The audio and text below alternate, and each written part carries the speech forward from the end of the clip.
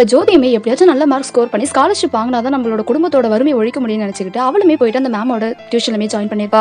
இப்ப அங்க இருக்க எல்லாருமே படிச்சு மார்க் எடுக்கல, எல்லாருமே தப்பான முறையில தான் மார்க் எடுக்கிறாங்கன்னு தெரிஞ்சுக்கிட்ட ஜோதியுமே இதுக்கப்புறம் நான் உங்களுக்கு சும்மாவே விட மாட்டேன்னு சொல்லி அங்க இருந்து வந்திருப்பா. இப்ப வீட்லயுமே உட்காந்து அழுதுகிட்டு இருக்கா. அவரோட ஃப்ரெண்டுமே கால் பண்ணி தயவு செஞ்சு நான் மன்னிச்சிருன்னு சொல்லிட்டு அவளுமே சூசைட் அட்டன் பண்ணி. இப்ப மறுநாள் இந்த பொண்ணு டியூஷனே போகாம உட்காந்துக்கிட்டு இருக்கா. அப்ப அந்த மேமே ஃபோன் பண்ணி ஒழுங்கா டியூஷன் வந்து சரி, இல்லைன்னா உன்னை ஃபெயில் பண்ணிடுவேன்னு சொல்லிருப்பாங்க. இப்ப அவளுமே என்னால வரவே முடியாது அந்த டியூஷனுக்கு சொல்லி போனையுமே கட் பண்ணிடுறா. இப்ப அந்த பொண்ணோட அம்மாவுமே எதுக்காக டியூஷன் போகாம இங்கே இருக்க, ஒழுங்கா போய் படி, அது மட்டும் இல்லாம நீ படிச்சா மட்டும் தான் அந்த ஸ்காலர்ஷிப் கிடைக்கும், அந்த ஸ்காலர்ஷிப்னால தான் நம்மளோட வறுமையும் போகுன்றாங்க. இதை கேட்கிற அந்த பொண்ணுமே என்னால அந்த டியூஷன் போகவே முடியாதுன்னு சொல்லிடுறா. இதுக்காக தான் நான் பணம் கட்டி படிக்க வச்சேன், ஒழுங்கா போ அப்படின்ற மாதிரி சொல்றாங்க.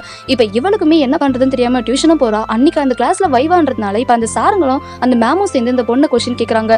எல்லாத்துக்குமே இந்த பொண்ணு சரியா ஆன்சர் பண்ணா. ஆனா அந்த சார் உன்னை நான் டாப் மார்க் எடுக்க வைக்கணும், உனக்கு கண்டிப்பா ஸ்காலர்ஷிப் வேணும்னு நினைச்சேன், என்னோட மடியில வந்து உட்காருன்னு சொல்றாரு. இது கேட்ட உடனே அந்த பொண்ணுக்கு ஒரு மாதிரி கஷ்டமாயி போகுது. உடனே அங்க இருந்து நீங்க சொல்ற மாதிரி என்னால இருக்க முடியும்னு சொல்லி எழுந்து ஓடிடுறா. அந்த இடத்துல டியூஷன் படிச்ச பசங்க கிட்டயுமே எனக்காக நீங்க ஒரு ஃபேவர் பண்ணணும், அவங்களை கண்டிப்பா நம்ம போலீஸ் கிட்ட மாட்டி விடணும், இல்லைன்னா நம்மள மாதிரி எல்லாருமே கஷ்டப்படுவாங்க, நீங்க தான் எனக்கு ஹெல்ப் பண்ணணும்னு சொல்றாங்க. இப்ப அந்த பசங்களுமே எங்களை உங்களுக்கு ஹெல்ப் பண்ண சொல்லி எங்களை ஃபியூச்சர்ல என்ன பண்ண சொல்ற, எங்களால முடியாது, கொஞ்சம் அட்ஜஸ்ட் பண்ணி போயிட்டா கண்டிப்பா நல்ல மார்க் ஸ்கோர் கிடைச்சிரும், இந்த டைம் லாஸ்ட் டைம் கொஞ்சம் அட்ஜஸ்ட் பண்ணி குடிதா அப்படின்னு சொல்லிட்டு அந்த பசங்களுமே எங்களால உதவி பண்ண முடியும்னு சொல்லி போயிடுறாங்க. இப்ப அந்த பசங்களை ஒரு பொண்ணு மட்டும் ஜோதி கிட்ட வந்து நான் உனக்கு ஹெல்ப் பண்றேன், ஆனா நான் தான் பண்ண அப்படின்ற விஷயம் அந்த மேமுக்கு தெரியக்கூடாது, தெரிஞ்சதுன்னா என்னோட வீடியோ அவகிட்ட இருக்குது, கண்டிப்பா அதை ஆன்லைன்ல போட்டு விட்டுருவான்னு சொல்றாங்க. இதை கேட்ட உடனே அவளுக்குமே ரொம்ப சந்தோஷமா இருக்கு. எதுக்கும் கவலைப்படாத, கண்டிப்பா உன்னோட வீடியோ போகாது, அதுக்கு முன்னாடி அவங்களை நான் ஒரு வழி பண்றேன் அப்படின்னு சொல்லிருப்பா. இப்ப மறுநாள் டியூஷன் போன ஜோதியுமே அந்த மேம் கிட்ட என்ன ஃபெயில் மட்டும் பண்ணிடாதீங்க, எனக்கு பாஸ் மார்க் வேணும், அது மட்டும் இல்லாம நான் ஸ்காலர்ஷிப்ல கண்டிப்பா போயே ஆகணும், நீங்க ஏன் இப்படி பண்றீங்க, நீங்களும் ஒரு பொண்ணு தானே, கொஞ்சமாச்சுன்னா புரிஞ்சுக்க மாட்டீங்களான்னு சொல்றாங்க. இப்ப அந்த சாருமே ஜோதி கிட்ட எனக்கு தெரியாது, இன்னைக்கு நீ கண்டிப்பா என் கூட அட்ஜஸ்ட் பண்ணி ஆகணும், அது மட்டும் இல்லாம நீ பாஸ் மார்க் எடுக்கணும், நல்ல மார்க் ஸ்கோர் பண்ணணும்னா இன்னைக்கு நீ இருந்தே ஆகணும் அப்படின்னு சொல்லிட்டு அவங்க ரெண்டு பேருமே வெளியில போக சொல்ல அந்த நேரம் போலீஸ்மே உள்ள வராங்க.